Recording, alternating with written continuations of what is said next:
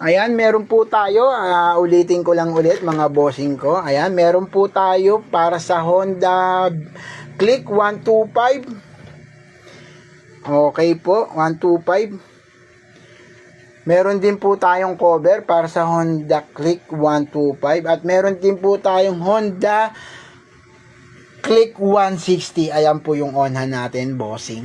Ayan, kitang-kita nyo naman, napakabangis. Okay.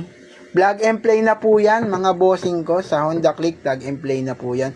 At meron po tayong bagong release, Honda Beat FI version 2. Sa mga sumasakit ang ulo dyan, na tumatama yung shock nila sa stock na airbox, yung mga nag-ES lalo, gamit na gamit yan ngayon, bossing.